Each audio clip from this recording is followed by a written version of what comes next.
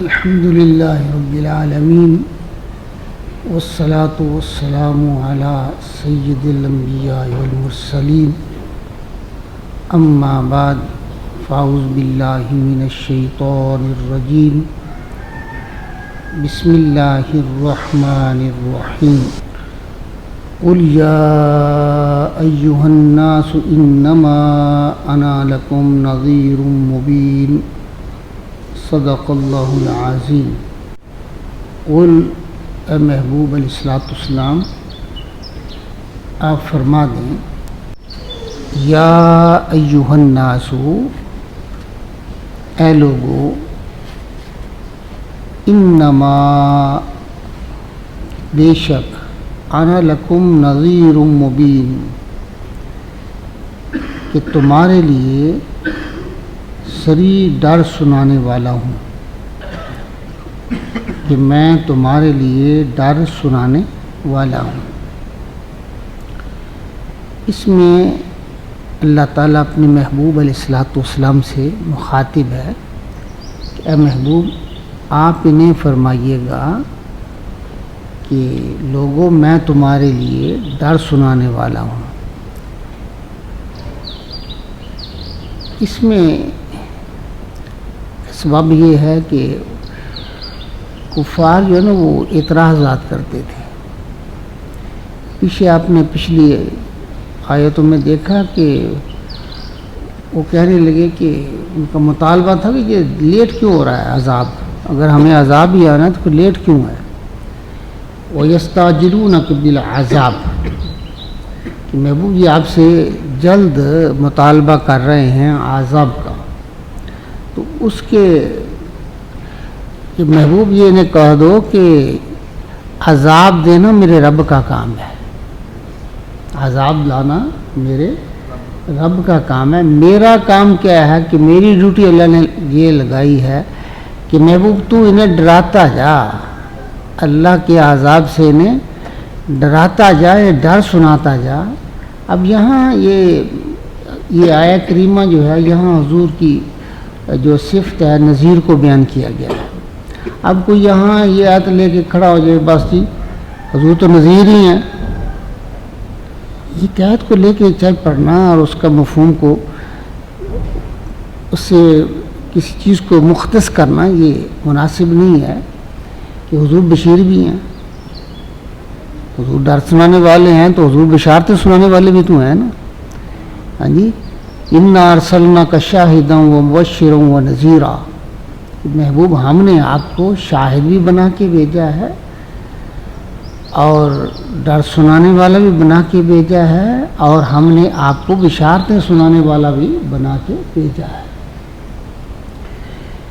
تو محبوب آپ انہیں یہ کہیں کہ یہ عذاب جلدی یا بدیر یہ نازل کرنا یہ اللہ کا کام ہے، میرا کام ہے تمہیں اس سے ڈراتے رہنا، میرا کام تمہیں اس سے ڈراتے رہنا ہے۔ تو میں تو واضح اور صریح طور پر تمہیں ڈرا رہا ہوں کہ اللہ کے عذاب سے ڈر جاؤ۔ فَالَّذِينَ آمَنُوا وَعَمِلُوا الصَّالِحَاتِ لَهُم مَّغْفِرَةٌ وَرِزْقٌ کریم۔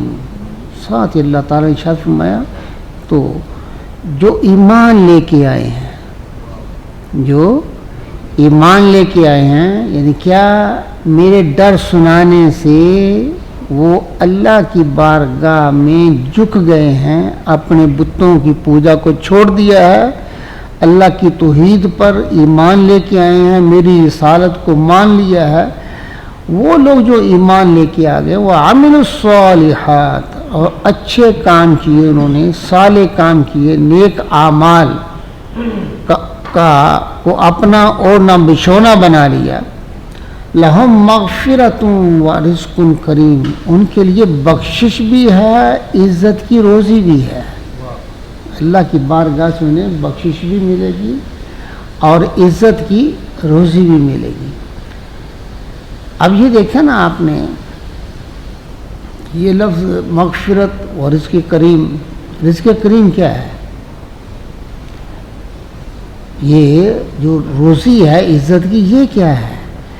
عزت کی روزی یہ ہے کہ حلال کا رزق اللہ ان کا مقدر کر دے گا. لوگ حرام بھی تو کھا رہے ہیں, کیوں جی, حرام بھی تو کھاتے ہیں نا, لیکن جو اللہ پر ایمان لے آئے گا, محبوب علیہ الصلوۃ والسلام کی رسالت پر ایمان لے آئے گا اور پھر اپنے معاملات کو درست کر لیا, عمل صالح پر کاربند ہوگا, اللہ فرماتا ہے میں ان کی مغفرت بھی فرماؤں گا اور رزق کے بھی درست جو وسائل اسے عطا کروں گا. رزق کے درست جو نا وسائل اس کے لیے رکھ دوں گا. وہ اس دنیا میں بھی اچھا رزق استعمال کرے گا اور آخرت میں بھی اچھا رزق اسے ملے گا. آخرت میں بھی رزق ہے نا, جس کے بارے میں یہ زقوم کا درخت جو ہے, تھوڑ کا پیپ ہے کھانا دوزخیوں کا. ہاں جی, یہ جو ایسے برے کھانے ہیں جو دوزخیوں کے لیے ہیں, لیکن اللہ کے محبوب علیہ الصلوۃ والسلام کے غلاموں کے لیے رزق کریم, ان کے لیے بہترین خوبصورت رزق ہے. ہاں جی, عزت والا.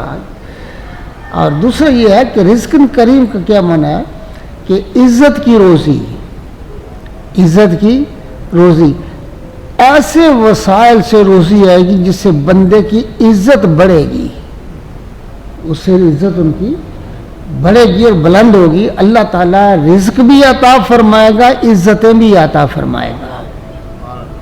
اللہ تعالیٰ اپنی بارگاہ سے مومنوں کو بخشش بھی عطا فرمائے گا اور اللہ تعالیٰ اپنی بارگاہ سے رزق بھی عطا فرمائے گا اور اپنی بارگاہ سے عزتیں بھی عطا فرمائے گا. دیکھیے مثال کے طور پر ایک بندہ بہت بڑا افسر ہے اور وہ وہاں بیٹھ کر اگر رشوت لے رہا ہے تو آپ مجھے بتائیں جس سے رشوت لے گا اس کا کام تو اس نے کر دیا, لیکن اس کے دل کے اندر اس کی محبت ہے, اس کی عزت ہے. رزق تو ملا ہے لیکن عزت نہیں ملی ہے.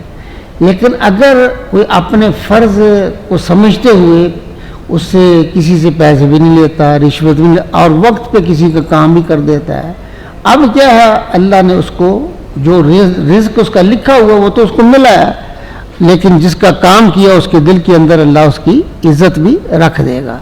تو یہ ہے کہ اللہ رزق بھی عطا فرماتا ہے, اور روزی کون سی, جس سے اللہ تعالیٰ عزتیں عطا فرمائے. رزق کریم وہ ہے جس سے اللہ تعالیٰ عزتیں بھی عطا فرمائے. والذین سعوا فی آیاتنا معاجزین اولئک اصحاب الجحیم. اور وہ لوگ سعوا جو کوشش کرتی ہیں, فی آیاتنا ہماری آیتوں میں کیا کوشش کرتی ہیں کہ وہ کوشش کرتے ہیں معاجزین, کہ وہ اللہ کو عاجز کر دیں.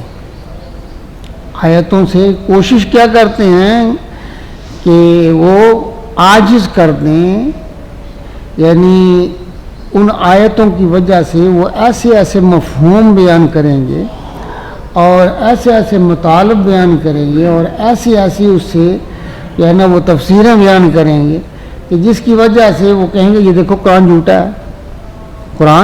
ہے. جیسے میں نے ابھی آپ سے عرض کیا کہ جو کافر ہیں ان کی روزی کیا ہوگی, زقوم کا درخت ہے. زقوم کا درخت ہوگا کہاں, دوزخ کے اندر. اب کفار کیا کہتے تھے, کفار کہتے دیکھو جی یہ کوئی بات عقل میں آتی ہے کہ دوزخ کے اندر تو آگ اور آگ کے اندر درخت تو لکڑی کا ہوتا ہے, یہ درخت کہاں سے آ گیا. وہ ایسے اعتراض کرتے تھے کہ پھر کہتے یہ دیکھو جی اللہ کہتے ہیں بہت بڑا ہے, تو مثال دیتا مچھر کی. مثال کس کی, مچھر کی. اس طرح سے لوگوں کے دلوں میں قرآنی آیات کے متعلق وہ شکوک و شبہات ڈالتے تھے, اور ان کا مقصد کیا تھا کہ ہم عاجز کر دیں. لیکن اللہ جل مجدہ نے قرآن مجید فرقان حمید میں ہی ان کو ایسے دلائل دیے ہیں کہ ان کے پاس اس کا کوئی جواب نہ تھا. تو وہ کوشش کیا کرتے ہیں کہ وہ کسی نہ کسی طرح قرآن کی آیات کو بیان اس ڈھنگ سے کرتے ہیں کہ وہ عاجز کر دیں. اولئک اصحاب الجحیم.